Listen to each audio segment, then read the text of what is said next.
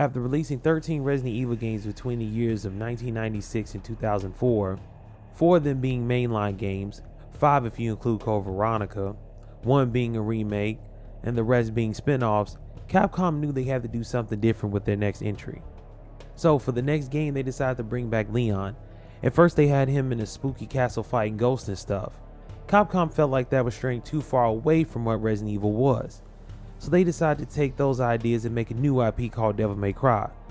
That is why Leon and Dante have the same personality in their games.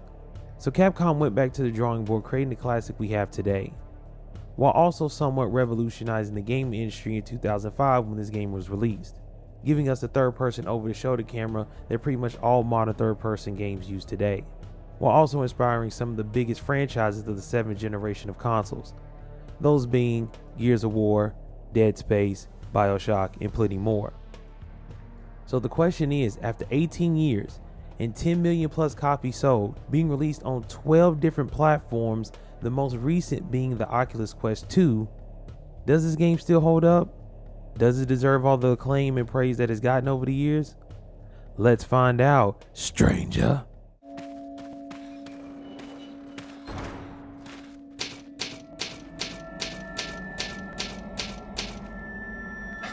Where's everyone going? Bingo?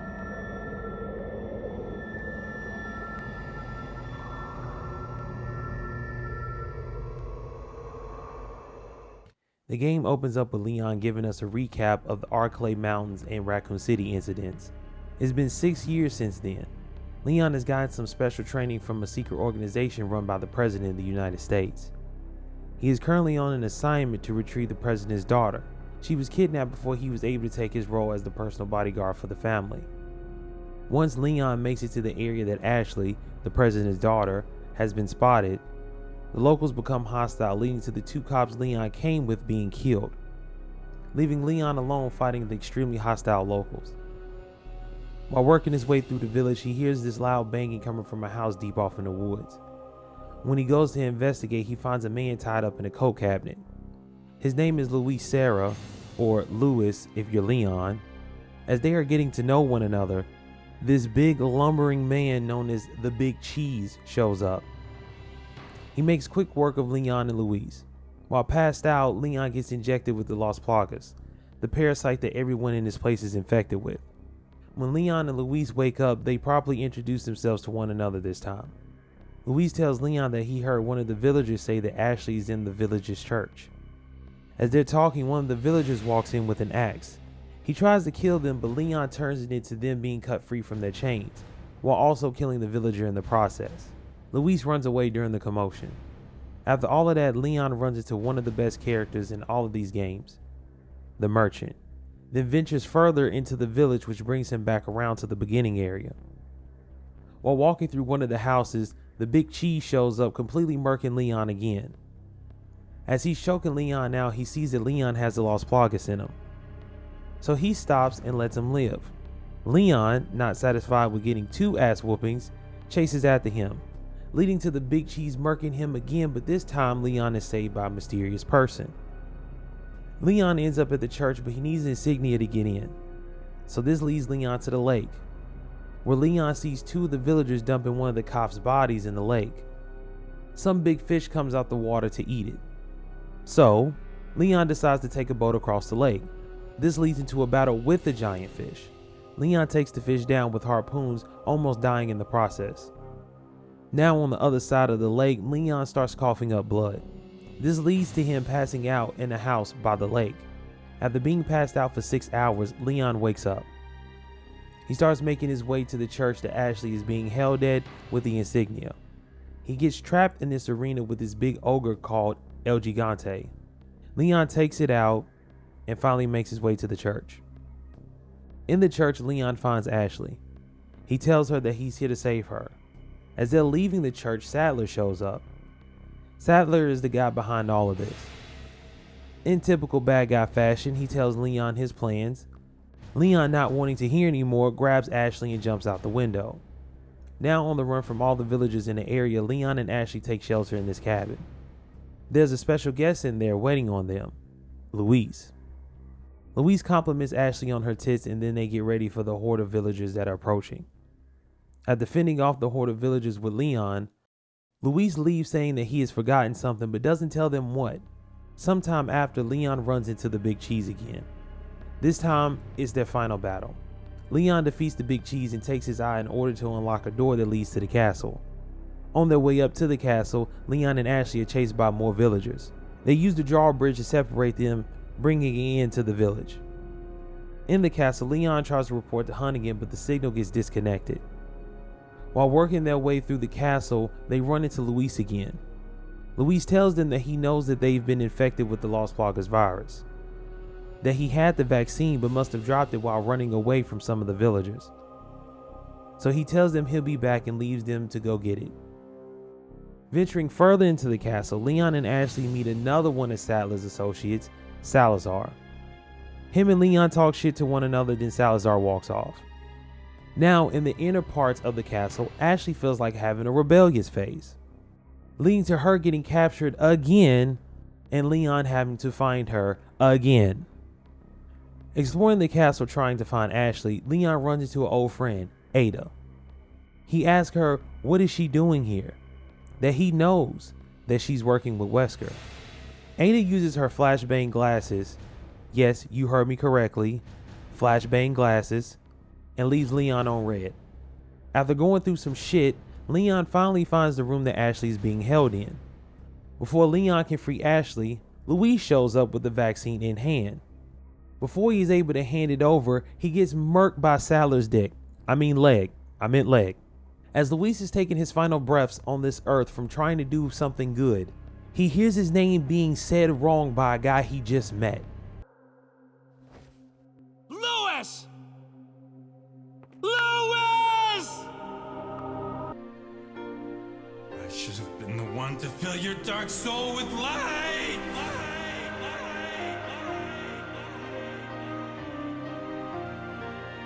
Leon frees Ashley and they reunite, just for her to be taken again moments later. Leon catches up to Ashley. She is being held by Salazar. Salazar tries to kill Leon with this trap, but it doesn't work. So Salazar sends his right hand after Leon to dispose of him. That doesn't work either. We cut to Sadler talking to another outsider whose name is Krauser. He tells him to kill Leon because Salazar keeps failing at it, also to retrieve Ashley in the process. Krauser agrees. After being chased by a giant fucking statue of Salazar, Leon catches up to him. Salazar transforms to kill Leon, but of course that doesn't work. With Salazar dead, Leon hops onto a boat with Ada to go to an island where Ashley is now being held. While tearing through the island, Leon tries to make contact with anyone at this radio tower to no avail. Eventually, Leon reunites with Ashley, and you guessed it, she gets taken again, this time by Sadler. This time though, through mind control, because the Las Plagas eggs have hatched. Leon places a tracer on her before they leave. We cut to Ada and Krauser having a conversation about Leon and Wesker. Krauser tries to threaten Ada, but she doesn't give a fuck, putting Krauser in his place. Leon, now looking for Ashley for the millionth time now, runs into Krauser. They have a super epic knife battle while spewing backstory about their connection. Leon, against the ropes, is saved by Ada again. Not too long after, we get the epic laser room part. Finally getting to the location where the tracker was leads into a battle with this thing called It. Leon kills It. See what I did there? No? Anyways, just to take on Krauser immediately after. Leon kills Krauser and calls Sadler to tell him the news. Sadler tells Leon he doesn't give a fuck because he was just a pawn. Pushing through the final stretch of the island, Leon gets some help from a chopper pilot named Mike. Chopper Mike eventually gets blown out of the sky by Sadler. On his way to where Sadler has Ashley stored, Leon runs into Ada. During their conversation, the Las Plagas starts to take over Leon, leading to him choking Ada. She stabs him in the leg, making him snap out of it. Ada says they should split up, and then she dips. Leon finds Ashley for the final time. While rescuing her from this chamber, Sadler shows up. Sadler flexes some of his powers on Leon, but Ada comes and saves the day again. Leon and Ashley find the Lost Plagas remover, then use it to get it out of their bodies. Now is the final showdown, beginning with Leon saving Ada for a change. Then Sadler takes on his final form. While fighting Sadler, Ada throws a rocket launcher. Leon uses it to kill Sadler. As Leon goes to grab the sample of the Lost Plagas that Luis had earlier, Ada puts a gun to his head. She tells him to cough it up. Leon does. Then Ada presses a button that blows up the island. She throws Leon a key for a jet ski, then leaves via helicopter. Leon grabs Ashley and hops on the jet ski, barely escaping. While on their way to civilization, Ashley asks Leon if he wants to fuck. Leon says fuck off, and the game ends. So no bullshit, I think this story is perfect. I say this not wearing any rose-tinted nostalgia goggles or anything like that. The reason why I think it's perfect is because of the 80s action movie beats. If you think about it for just a second, it'll click. Leon is your standard protagonist from those kind of films. Ashley is the damsel in distress. Ada is the femme fatale.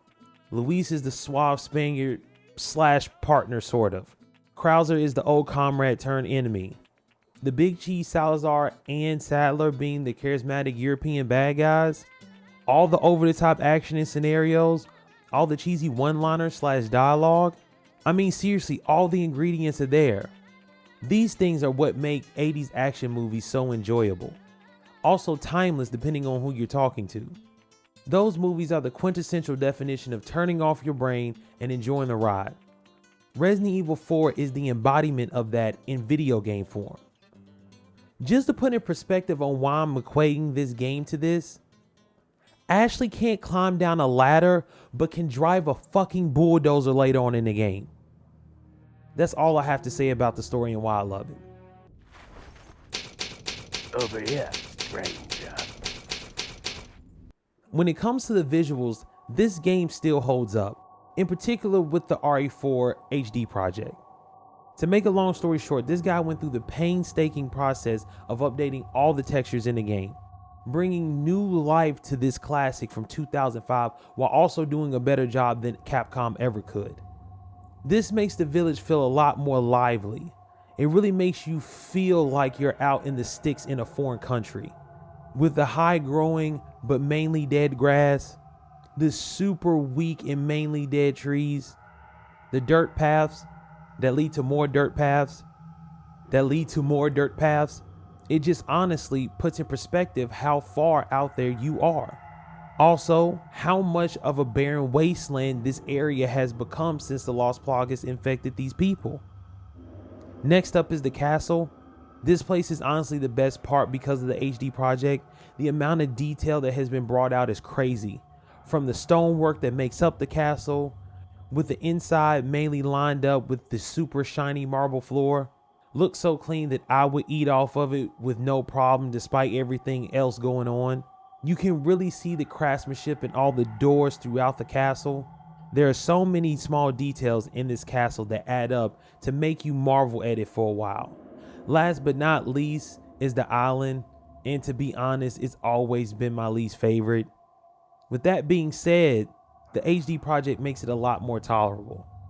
It puts an emphasis on how run down this place is, how much of a safety hazard it is to be working there. Somebody really needs to call OSHA on Sadler. Pretty much everything is rusted or has paint peeling. It seems like just breathing there you'll need a tetanus shot. Except for those few parts where you're surrounded by sandstone essentially.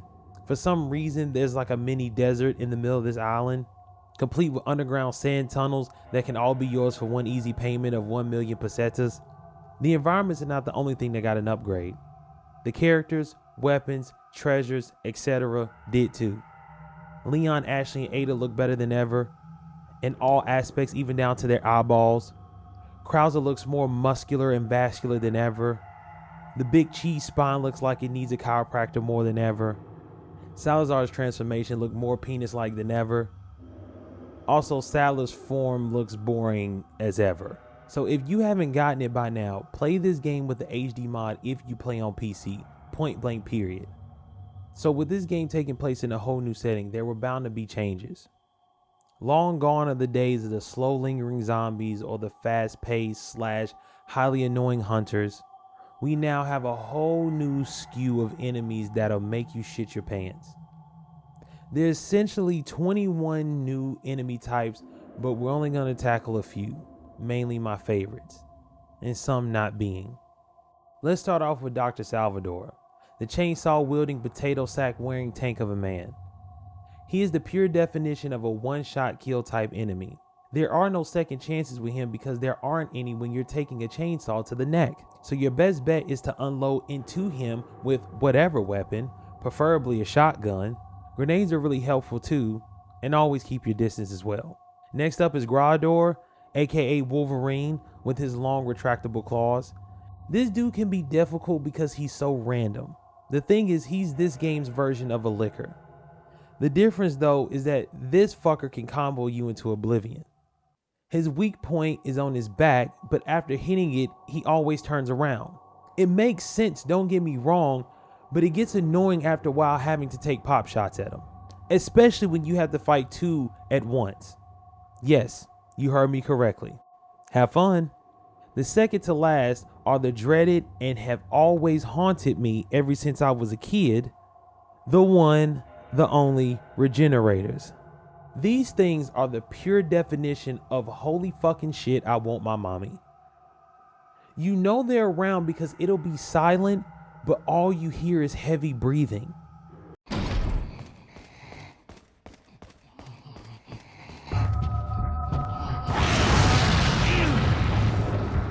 These things do exactly what they're called. It doesn't matter how many times you shoot them. The most effective way to take them out is fire. Incendiary grenades are not plentiful enough to kill the amount you face when you meet them. So the most efficient way is to use a thermal scope. You don't get that until you've already taken out a few. So once again, have fun. Last and definitely least is the Navistadors. These things can go to hell and never come back. No, fuck that. These things can go to the Phantom Zone. These things are so fucking annoying, especially when there's more than one. I'll let this clip speak for me.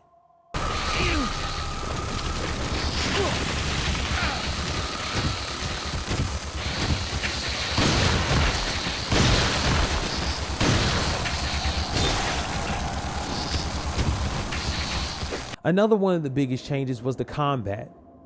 With the switch to the third person over the shoulder camera, it brought a new perspective on things you can do now. Now aiming at enemies is a lot easier, so headshots are the way to go. Not only that though, you can now aim at different parts of the body. So this leads into Leon doing some sick kicks or wrestling moves on certain enemies. This also makes the knife a lot more useful than it's ever been in these games, mainly because you can actually aim while also seeing where the knife is hitting. This will help you save a lot of ammo in the long run, which you're going to need with all the weapons at Leon's disposal.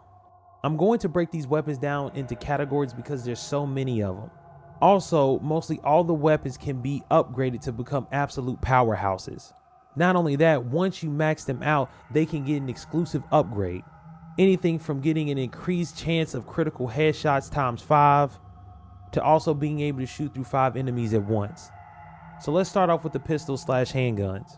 The first one is just a standard handgun you get at the beginning of the game. An overall balanced pistol. It can be equipped with the silencer if you play with the HD mod. Next up is my personal favorite, the Red 9. To me, this is the true headshot king. It can also be equipped with the stock that makes the gun super accurate. Next in line is the Punisher. This good is for piercing through multiple people. Also through people with shields, which you would deal with a lot later on. The second to last pistol was the Blacktail. This is the second best pistol in the game. It has a high fire rate. It's extremely powerful. It's also an extremely steady handgun. That also means that Leon doesn't look like he's shaking like a leaf while aiming. The last pistol we have is my second favorite, and it's the Matilda. This is a 3-round burst pistol that can go through ammo quick. The trade-off is that it can take out a group of enemies quickly. Next group up is the shotguns. There are a total of 3. Each one is good for specific purposes. The first shotgun is your standard pump action shotgun. It's excellent at close range. decent at mid-range, okay at longer range, but not preferable. Next up is the riot shotgun. This weapon excels at long range, pretty good at medium range, complete dog shit at close range, which is a bit of a problem when all the enemies like to be up your ass. The last one is the striker. This one right here is the best one of them all. It has a drum mag, so no pump action after each shot. It has a very wide spread compared to the others. It's also good at all ranges, but excels up close. Next set of weapons up are the rifles. There are only two of these. The first one is your standard bolt action rifle. This rifle honestly has one of the best reloading animations I've ever seen. Every shot sounds great and powerful.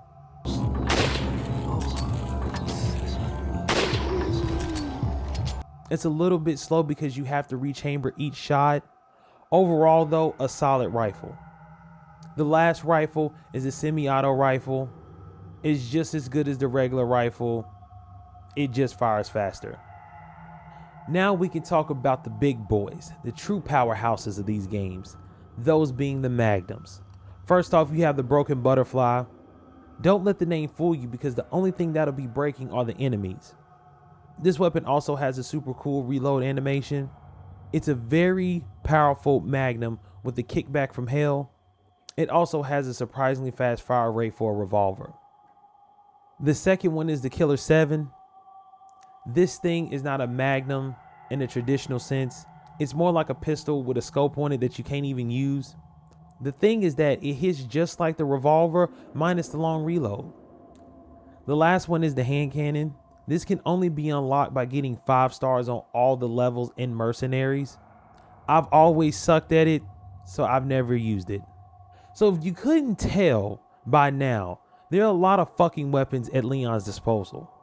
The ones that I went through are not even all of them. There are quite a few more I could go through, but I'm done.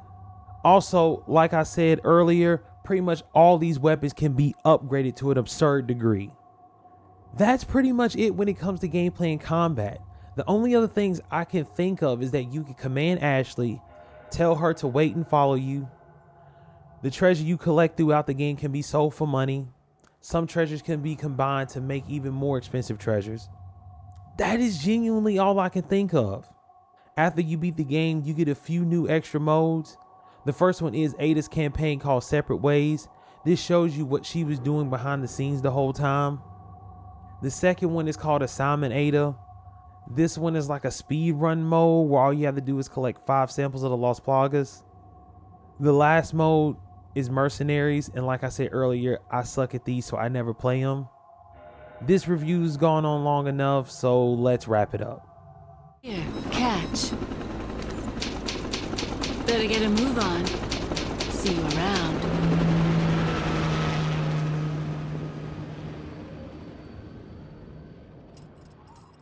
Very cute. So, after 18 years, RE4 is still a good time and a solid experience. The transition to the third person over the shoulder perspective translates well, even with the tank controls. The combat was absolutely the best it had ever been at that point.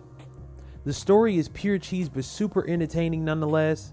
Pair that up with the HD mod that spruces up the game to give it more life. It is definitely worth a revisit if you haven't played it in a long time. Definitely worth a playthrough if you've never played it before. This game is on 12 different platforms, so pick one and enjoy the ride.